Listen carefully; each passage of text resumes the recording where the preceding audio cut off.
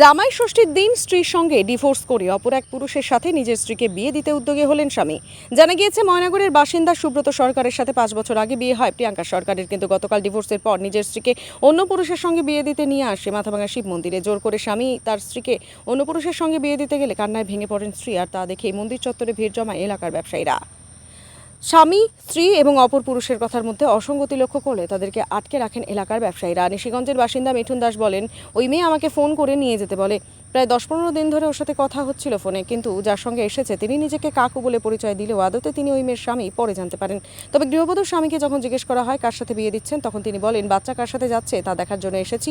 আজই ডিভোর্স হয়েছে বলেও জানান তিনি। নিজেদের মধ্যে বনার না থাকার কারণে ডিভোর্সের পথ বেছে নেয় তারা, এমনটাই জানা যায়। অপরদিকে এই ঘটনার খবর পেয়ে ঘটনাস্থলে আসে মাথাভাঙা থানার পুলিশ। পুলিশ এসে 3 জনকে আটক করে নিয়ে যায় মাথাভাঙা থানায়।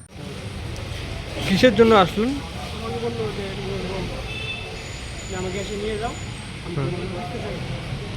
এখন কি বলছে মেয়েটা?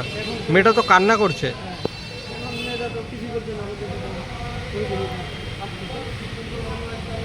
আপনার বাড়ি কোথায়?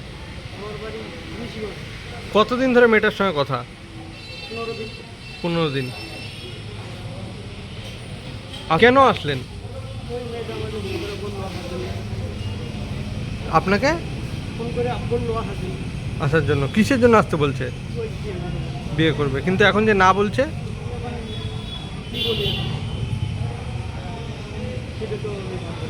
আর মেয়েটার সঙ্গে যে আছে তিনি কে? কাকু হয়, কিন্তু ওনা তো ওনার স্বামী, আগের স্বামী। কি নাম আপনার? মিঠুন দাস।